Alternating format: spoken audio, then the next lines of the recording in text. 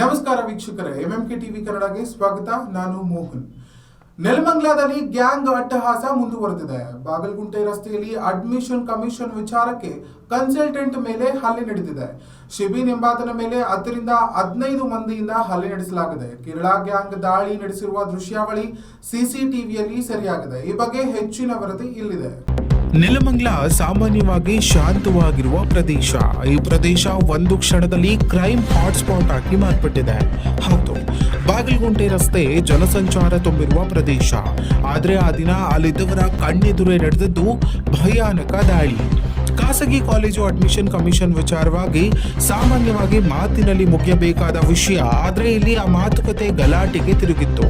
Consultant Shibin ತಮ್ಮ ಕೆಲಸದಲ್ಲಿ ನಿರತವಾಗಿದ್ದ ವ್ಯಕ್ತಿ. ಆದರೆ ಹಠಾತ್ ಕೇರಳ ಮೂಲದ ಗ್ಯಾಂಗ್ 10 ರಿಂದ 15 ಜನರ ಗುಂಪಾಗಿ ಬಂದು ಆತನ ಮೇಲೆ ದಾಳಿ ನಡೆಸಿತು. ಕೈಯಲ್ಲೇ ಸಿಕ್ಕದನ್ನ ಆಯುಧವನ್ನಾಗಿ ಮಾಡಿಕೊಂಡು ನಿರ್ದಯವಾಗಿ ಹೊಡೆದ್ರು. ಶಿಬಿನ್ ತಪ್ಪಿಸಿಕೊಳ್ಳಲು ಯತ್ನಿಸಿದ್ರು. ಗ್ಯಾಂಗ್ ಆತನನ್ನ ಸುತ್ತುವರೆದು ಅಟ್ಟಹಾಸ ಮೆರೆದಿತ್ತು. ಈ ಭೀಕರ ದೃಶ್ಯ ಅಲ್ಲಿದ್ದ ಸಿಸಿಟಿವಿ ಕ್ಯಾಮೆರಾದಲ್ಲಿ ಸ್ಪಷ್ಟವಾಗಿ ಸೆರೆಗೊಂಡಿದೆ.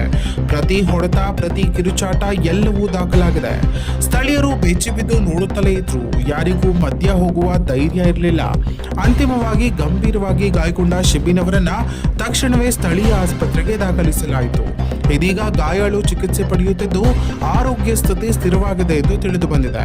ಈ ಘಟನೆ ಬಗ್ಗೆ ಮಾಹಿತಿ ಪಡೆದ ಬಾಗಲಗುಂಟೆ ಪೊಲೀಸರು ತಕ್ಷಣ ಸ್ಥಳಕ್ಕೆ ದೌಡಾಯಿಸಿ ಪ್ರಕರಣವನ್ನ ದಾಖಲಿಸಿಕೊಂಡಿದ್ದಾರೆ. ಸಿಸಿಟಿವಿ ದೃಶ್ಯ ಆಧಾರದಲ್ಲಿ ಹಲ್ಲೆ ನಡೆಸಿದವರ ಗುರುತು ಪತ್ತೆ ಮಾಡಲು ಪೊಲೀಸರು ತೀವ್ರ ಶೋಧ ಕಾರ್ಯ ಆರಂಭಿಸಿದ್ದಾರೆ. ಒಂದು ಸಣ್ಣ ಕಮಿಷನ್ ವಿವಾದ ಇಷ್ಟು ದೊಡ್ಡ ದಾಳಿಗೆ ಕಾರಣವಾಗಿರುವುದು ಪ್ರದೇಶದ ಜನರಲ್ಲಿ ಆತಂಕ ಮೂಡಿಸಿದೆ. ನೆಲಮಂಗಲದಲ್ಲಿ ಕಾನೂನು ಸುವ್ಯವಸ್ಥೆ ಬಗ್ಗೆ ಪ್ರಶ್ನೆಗಳು ಎದ್ದಿವೆ. ಈ ಪ್ರಕರಣದಲ್ಲಿ ಎಲ್ಲ ಆರೋಪಿಗಳನ್ನ ಬಂಧಿಸಲಾಗುತ್ತದೆಯೇ?